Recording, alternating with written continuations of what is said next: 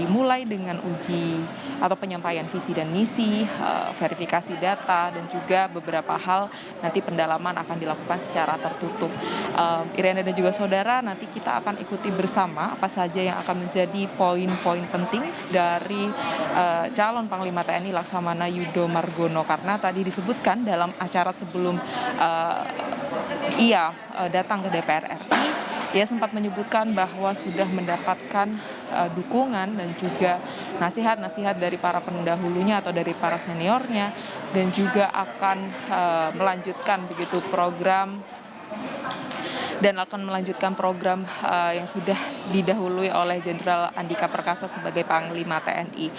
Kemudian saat ini juga dari gambar yang Anda saksikan, calon Panglima Laksamana Yudo Margono ini tengah beramah tamah begitu ya, bersalaman dengan Jenderal Listio Sigit Prabowo yang Kapolri yang juga menemani sejak tadi di Wisma Elang Laut.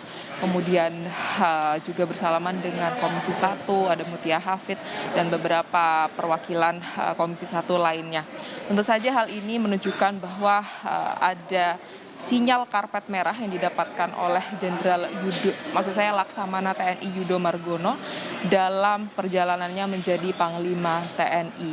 Tidak menafikan bahwa pemerintah ini menyebutkan ada poin rotasi matra yang kemudian memutuskan nama Laksamana TNI Yudo Margono menjadi pengganti dari Jenderal Andika Perkasa untuk kemudian menjadi Panglima TNI selanjutnya. Apalagi isu besarnya bahwa menghadapi tahun politik tahun 2024, Iriana dan juga saudara, Indonesia membutuhkan Panglima TNI yang bisa menghindarkan isu-isu identitas begitu, untuk menjaga persatuan dan keamanan yang ada di Indonesia. Dan hal ini tentu saja bisa menjadi poin penting yang bisa ditanyakan langsung kepada calon Panglima TNI Laksamana TNI Yudo Margono. Tadi Yudo juga sempat menyatakan bahwa sama sekali tidak mengetahui materi yang akan disampaikan oleh Komisi 1 terhadap dirinya dalam uji kepatutan dan kelayakan, tetapi ia sudah mempersiapkan materi-materi tersebut dengan sedemikian rupa dan akan dengan gamblang begitu menyampaikan visi misinya dalam menjadi Panglima TNI ke depan. Tapi yang bisa dipastikan bahwa sikap optimis yang ditunjukkan oleh Laksamana TNI Yudo Margono bisa juga menjadi pertimbangan penting bagi Komisi 1 untuk kemudian nanti membawa hasil uji kepatutan dan kelayakan ke Badan Musyawarah, dan kemudian akan ditentukan dalam rapat paripurna DPR RI yang sampai saat ini belum diketahui kapan akan dilaksanakan, tetapi yang bisa dipastikan akan dilaksanakan sebelum masa reses anggota DPR RI pada 15 Desember 2022 mendatang. Rianda. Menarik ya. Kita lihat juga nih di visual Alfa dari salah satu juru kamera Kompas TV memperlihatkan secara langsung juga nih Alfa bahwa Laksamana Yudo Margono telah duduk di kursi Fit and Proper Test sejalan dengan apa yang Anda katakan tadi. Kemudian kalau kita lihat tadi juga sempat bersalaman dengan Kapolri, kemudian juga didampingi Kasau, kemudian ada Kasat tadi di sana juga dan sejumlah anggota DPR RI lainnya, termasuk Mutia Hafid. Kemudian kalau posisi-posisi penting dari Laksamana Yudo Margono sendiri sebelum menjadi Kasal ini mungkin bisa dibagikan sedikit Alfa.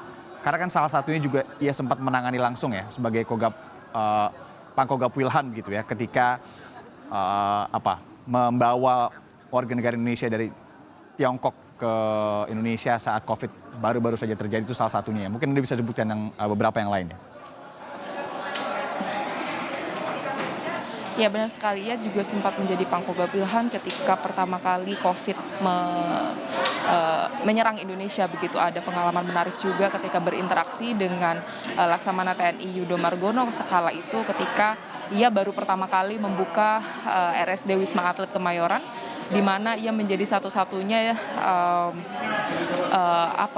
pejabat penting dari TNI Angkatan Laut yang sangat responsif kepada media untuk kemudian membagikan informasi terkait data terkini dari angka kasus COVID-19 di Indonesia. Apalagi saat itu dia juga bersentuhan langsung begitu dengan penanganan COVID yang pertama kali baru masuk di Indonesia, mulai itu dari penjemputan pertama kali warga negara Indonesia yang berada di Wuhan untuk kemudian pulang ke Indonesia, dan dia juga menyiapkan berbagai fasilitas begitu untuk kemudian bisa merawat para WNI yang datang dari luar negeri terkait dengan penanganan COVID-19. Selain menjadi Pangko Gapilham, ia juga pernah menjadi Pangko Armada 1, kemudian beberapa jabatan penting lainnya.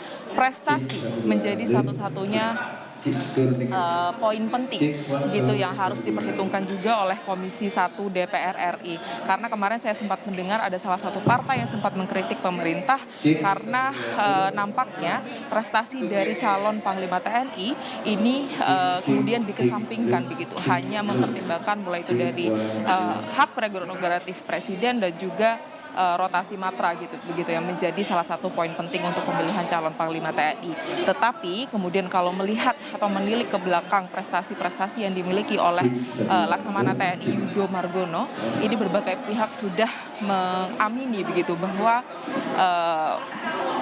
jalan karir dan juga prestasi yang dimiliki oleh Laksamana TNI Yudo Margono ini sudah cukup menjadi bekal untuk bisa menjadi Panglima TNI ke depan, karena sudah memiliki ilmu yang cukup begitu ya, mengetahui lapangan, mengetahui peta seperti apa di Indonesia, apalagi isunya tidak hanya dari matra lautan saja. Ketika sudah menjadi Panglima TNI, dia juga harus mengetahui paling tidak mulai itu dari isu politik sosial yang berada di matra lain seperti Angkatan Darat dan juga Angkatan Udara.